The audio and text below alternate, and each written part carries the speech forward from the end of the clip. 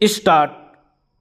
अध्यक्ष महोदय, जब कोई देश पराधीन होता है तो किसी भी स्थिति में उससे औद्योगिक विकास संभव नहीं होता।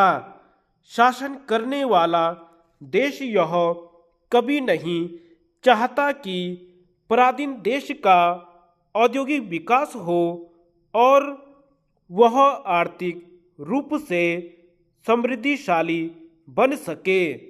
ऐसा होने से उसे अपनी प्रभुसत्ता बनाए रखने में कठिनाई पैदा हो जाती है और इसलिए वह चाहता है कि राजनीतिक रूप से पराधीन देश आर्थिक रूप में भी पराधीन बना रहे।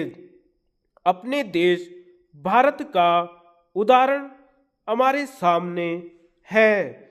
जब तक यहाँ अंग्रेजों का राज्य रहा तब तक उन्होंने यहाँ किसी भी उद्योग को पनपने नहीं दिया और इस प्रकार वह हमारी प्रगति के मार्ग में सदा ही रोड़े अटकाते रहे।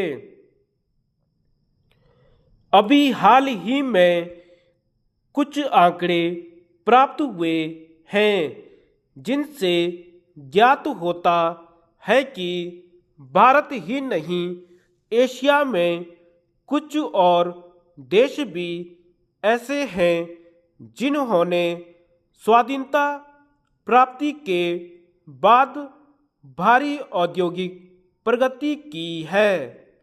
कोरिया भी एक ऐसा ही देश है जिसे भारत से कुछ ही वर्ष पहले आज़ादी मिली थी।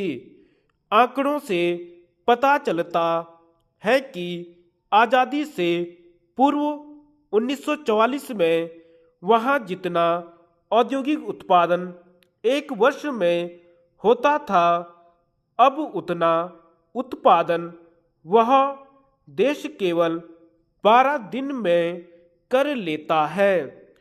भारत की तरह ही यहाँ पर सामाजिक औद्योगिकरण की राह पर चलते हुए बड़े उद्योगों को केंद्र के नियंत्रण में रखा गया और मध्यम श्रेणी तथा छोटे उद्योगों को स्थानीय उद्योग बना दिया गया।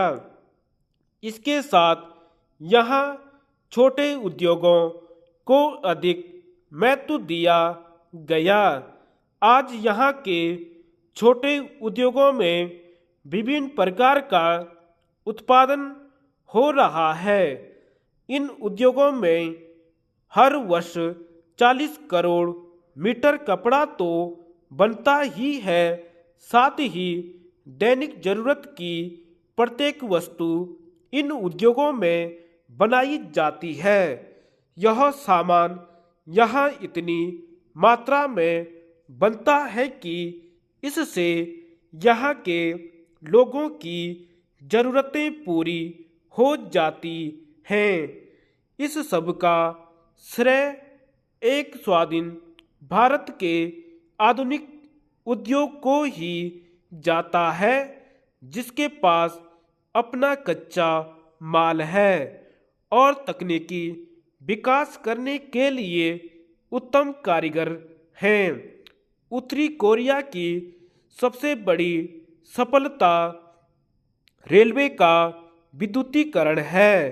रेलवे विद्युतीकरण का सबसे बड़ा लाभ यह होता है कि उस देश की यातायात में शीघ्रता आती है, जिसके फलस्वरूप देश के उत्पादन को एक स्थान से दूसरे स्थान पर शीघ्रता से पहुंचाया जा सकता है और कच्चे माल की कमी नहीं रहती। इसके साथ साथ लोगों को यात्रा करने में भी सुविधा होती है तथा वे एक स्थान से दूसरे स्थान पर जल्दी पहुंच जाते हैं। मेरे विचार में भारत सरकार को भी कोरिया की भांति रेलवे के विद्युतीकरण पर अधिक ध्यान देना चाहिए। धन्यवाद।